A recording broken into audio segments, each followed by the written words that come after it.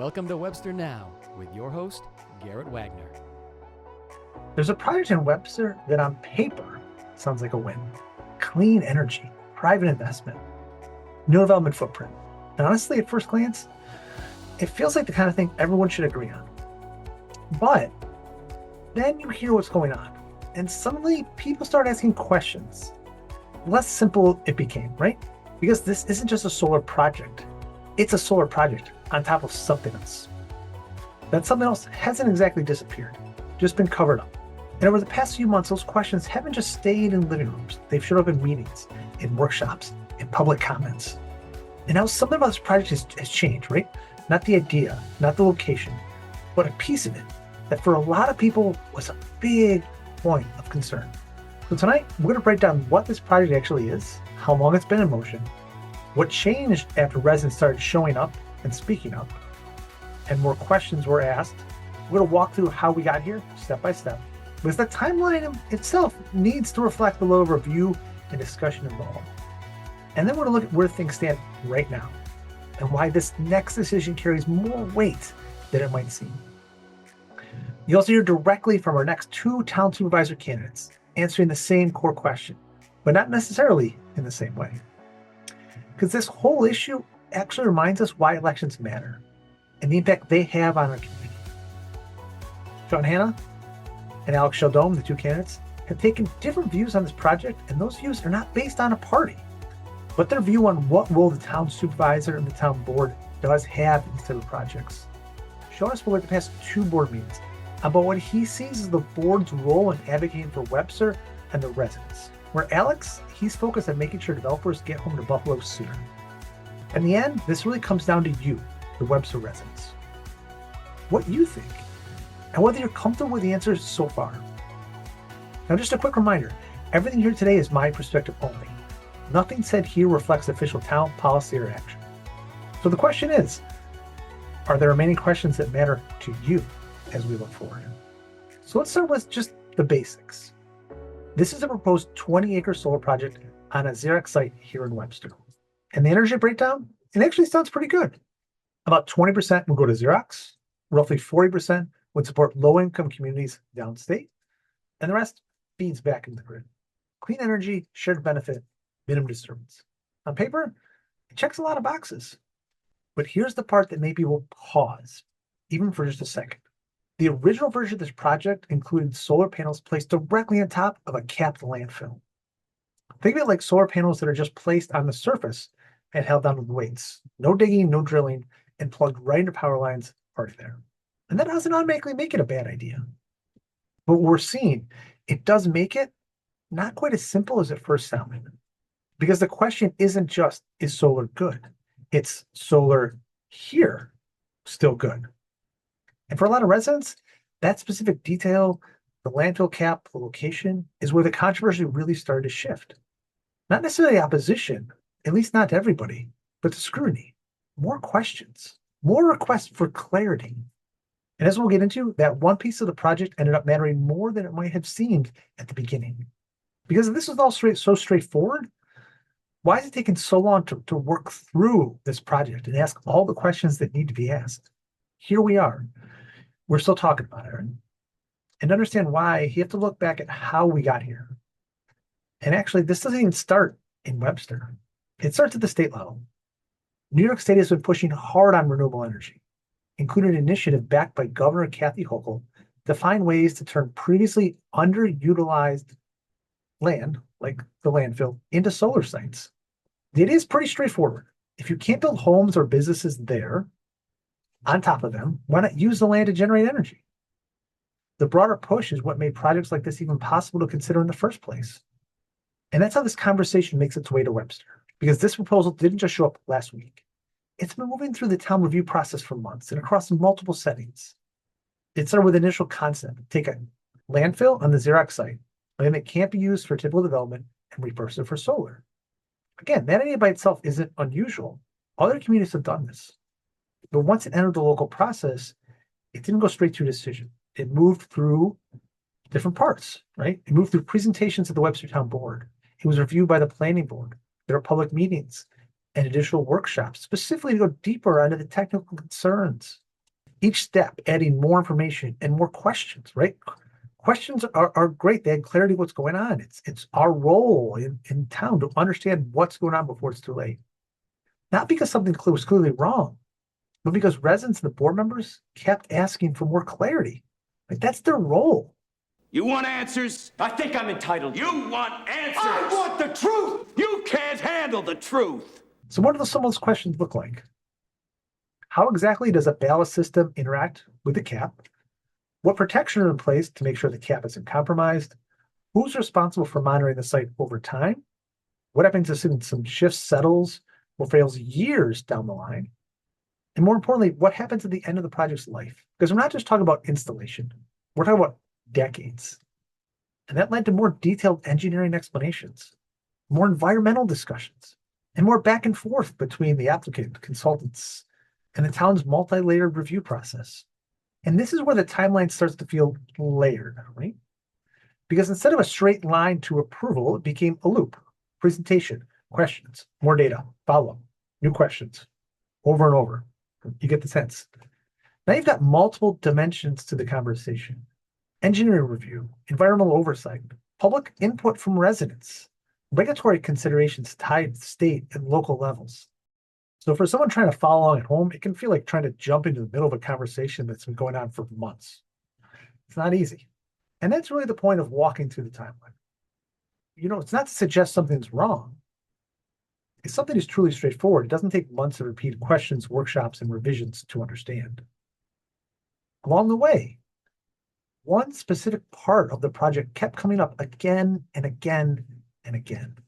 The landfill cap, how it would be used, how it would be protected, and whether it should be part of the plan at all. Which brings us to where things stand right now. Because after all that, something in this proposal changed.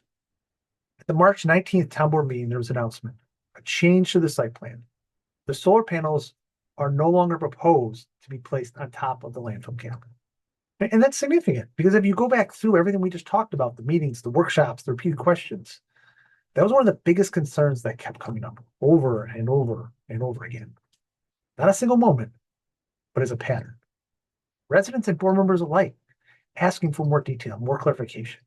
And now that part of the plan has evolved. But that doesn't mean every concern has disappeared. There's still questions. What happens over time?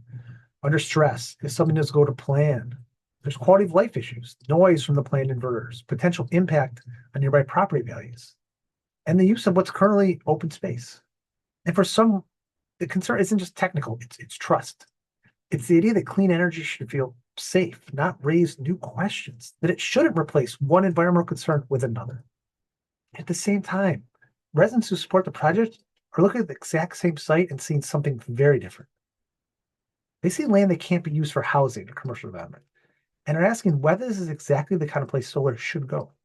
Because remember, that broader New York State push to use capped landfills and dormant sites for renewable energy on its own, it makes a lot of sense. But Webster, we're not a perfect apples to apples comparison on that. Because in most of those other projects, the sites are fully contained within a commercial or industrial area with limited, no residential community nearby. Think of on the west side of town, think right in the middle of the Kodak Industrial Park. There's no neighbors. Here it's different. Over time, homes were built all around half of this site, and there's more going up. So now what cleanly fit in one community looks different in ours. And that's where the tension really sits, okay? Supporters point to the design, no drilling into the cap, and the fact that similar projects exist elsewhere. They see clean energy generation, a productive use of otherwise dormant land, and a project that contributes to broader energy access, including support for low-income communities. For them, the question isn't, why here? It's, if not here, where else? And then there's another group in the middle, not firmly for or against, but wanting to be confident that the safety concerns are fully addressed and the long-term benefits truly outweigh the risks. And none of those positions are unreasonable. But this moment does show something important. When people engage, that's you, consistently, constructively, and in the room, it shapes outcomes. Not from political pressure, but from asking good questions. Because this didn't change on its own. It changed after residents showed up, During the review process, as additional information, analysis, input were considered, they were part of the team, part of the conversation. It wasn't instant. It wasn't always dramatic, but it was meaningful, sometimes a little messy. And that's what makes the April 2nd meeting matter even more, because this decision just isn't happening inside a vacuum. It's happening after months of input, and at least very one real change along the way, which is exactly why it's worth understanding how different leaders are thinking about it. So as part of our push to interview the two candidates, Sean and Alex, for election this year, we're going to interview them and hear their thoughts on things. And at this point, we talked to Alex O'Donnell and Sean Hanna, and we asked each of them the same core question. And now you get to hear from your two town supervisor candidates on the ballot in 2026 how they directly think about this issue. Here's Alex first. All right, folks, we're back again with our series interviewing candidates for town supervisor. Today we got Alex O'Donnell here. Alex, Thanks for having me. Thanks. You ready to have some fun? I'm always having fun. I like that attitude. All right, so Alex, today's question. When the town board is faced with a major project like the Xerox solar proposal, what decision framework should residents expect you to use before you cast your vote? So basically it's, have the residents' concerns been heard? And you can go back and you can look at previous resolutions. You can look at the minutes of what residents raised when this was first brought to the town board. You can raise the concerns about what residents have spoken to directly to the town board members. I've gotten several emails, for and against. So it really comes down to a level of due diligence of, for this is specifically an IUP, which is an industrial use permit. So it comes down to, has the due diligence been done? And that comes down to our planning board, which the previous resolution referred site review to the planning board for this project.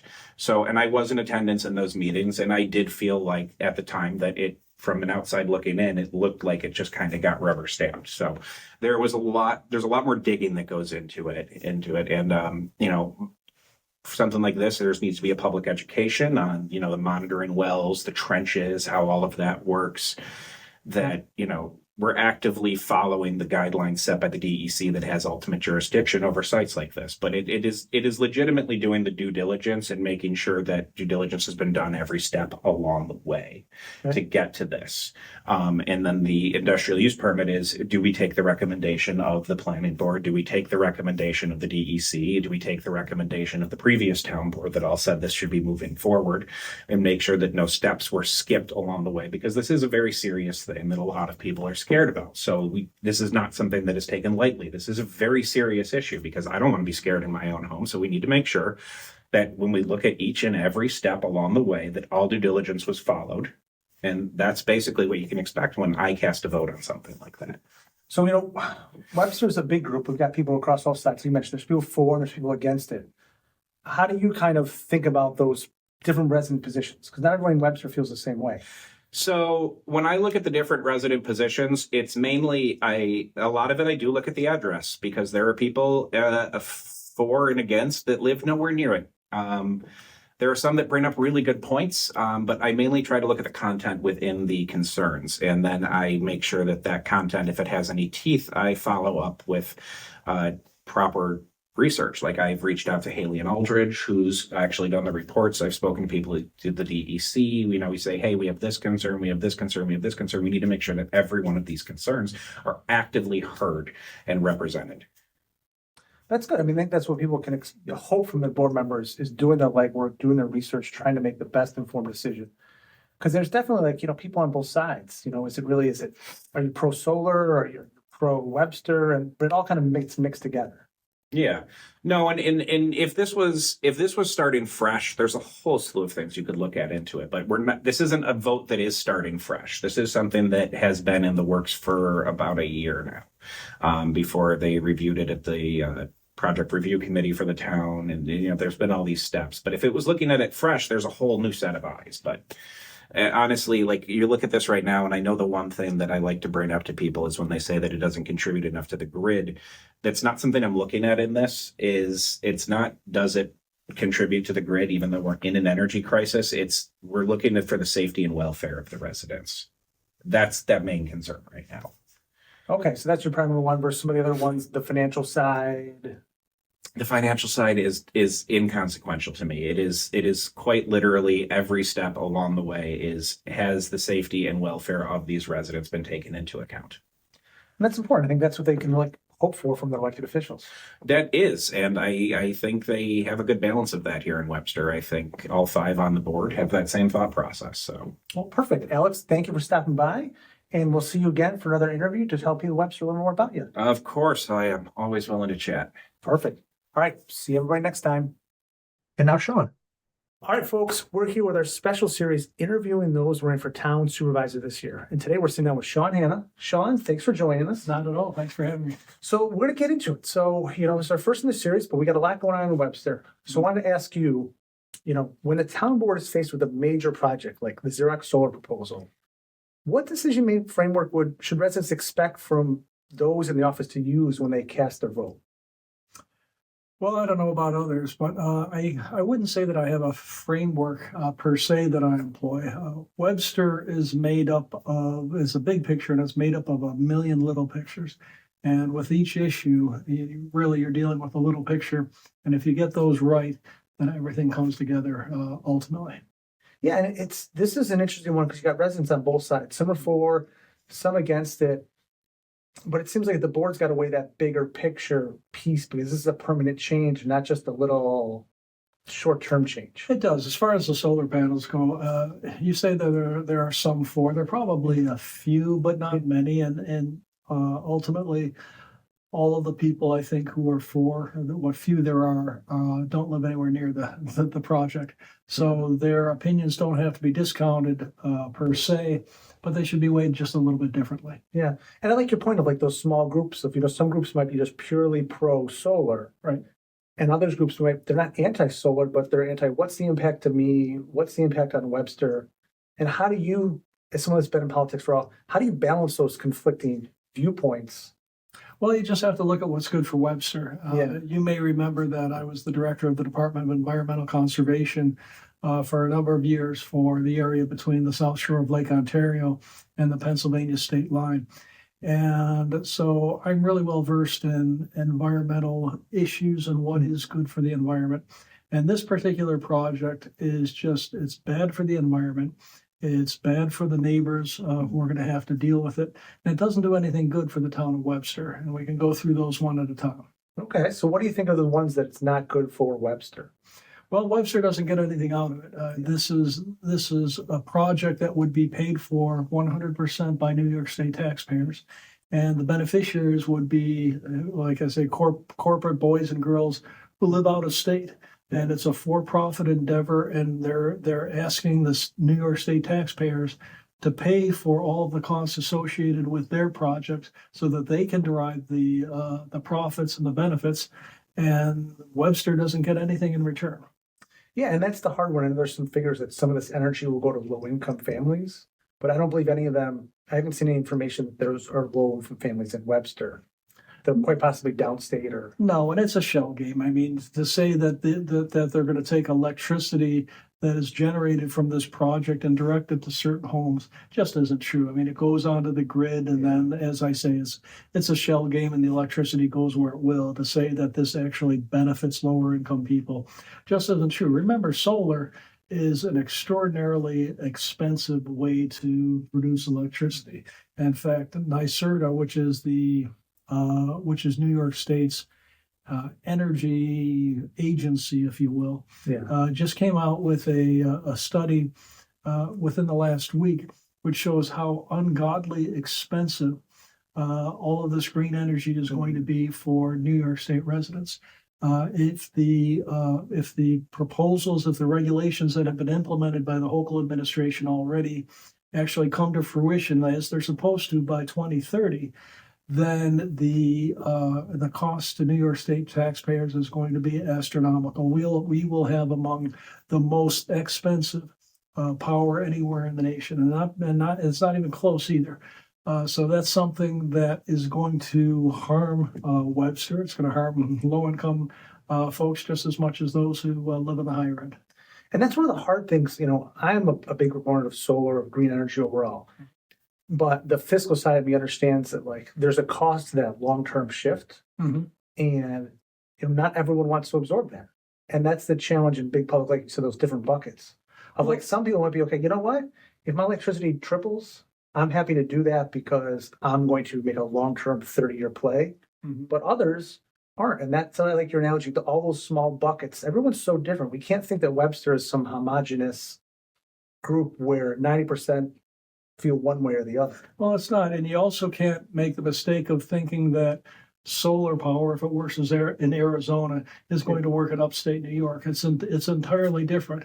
You say that you're a green energy proponent, and I respect that. I find nothing wrong with green energy if it makes financial sense. But are we willing to pay extraordinary premiums for energy that they call green? I don't think so, because first of all, in lots of cases, it isn't green. It's poor for the environment. This solar panel project is an example of that. And in other cases, it just doesn't make a difference in when you look at the big picture of climate change or energy consumption. It's just a small player, just a small piece of the puzzle that has everybody paying extremely high energy bills. All right, Sean, well, I appreciate the time. Thank everybody in Webster for watching. And remember, stay informed. The vote's coming in November. Use your vote and use your voice. Thanks, everybody. Thank you. You're hearing two different approaches to leadership. One focused on moving projects forward efficiently. The other focused on making sure every concern is fully resolved before moving forward. Not necessarily in conclusion, but in how they think it through. You hear the differences in what they emphasize, what they question, and how much detail they go into. And that contrast matters because this isn't being treated like an easy call. There's no obvious answer here. It's thoughtful, it's measured. In some cases, it's still evolving, even as new information comes into the conversation, which brings us right back to the core theme of tonight. If people closest to the decision don't see it as simple, then the question becomes, where do you land? So the question isn't just, is solar good? It's, is this the right project in this location with what we know today? And whatever your answer is, this is the part that actually matters. You say it out loud. Because a decision like this doesn't just live in reports or meetings, it reflects the voices that show up. And we've already seen that play out here. Over the past months, residents showed up. They asked questions. They got involved. They pushed for clarity. And at least one part of this project changed along the way. Not overnight. Not all at once either, but through the process. And that's what I enjoy about this, because that is what active participation from the community looks like. So if you've been following this and formed an opinion, now's the time to use it. The April 2nd board meeting is right around the corner. It's not just another meeting. It's a moment where this decision moves forward and where your voice can be part of it. This can mean showing up, sending an email, asking a question, even just one. It can mean writing to the Webster Herald, sharing your thoughts online, talking to a neighbor about it, maybe that carrier pigeon. And when the time comes, voting. Because whether you think this project is a great use of space or something that deserves more caution, the process works best when people are in it, not watching from the outside. With great power comes great responsibility. So whatever side you're on, or even if you're still figuring out, make sure your voice is part of what happens next. If there's one thing this shows, it's this. Sometimes the projects that sound the simplest are the ones that deserve the closest look. Nothing to worry about? Right. Maybe, maybe not. But what we've seen here is something just as important as the project itself. This process didn't stay static. It moved, it evolved, and along the way, part of it changed. Not because of one moment, but because people paid attention, asked questions, and stayed engaged. And that's not a flaw in the system. That's the system working. And whether this project ultimately moves forward or not, that part matters. Because this isn't just about solar. It's about process. It's about trust. And it's about how Webster makes decisions when things aren't completely black or white. So this is your chance. Stay informed, ask questions, and most importantly, participate. Because if this showed anything, it's that your voice, all of you, doesn't just get heard. It can actually shape what happens in your town. Come on, that's amazing. That's amazing. So if you've enjoyed this episode, please consider liking, following, or sharing with a fellow Webster resident. The more we spread this information, the more informed our community becomes. And remember, every step we take is a step towards a better Webster. You've been watching Webster Now with Garrett Wagner. Join us next time for more local news and updates.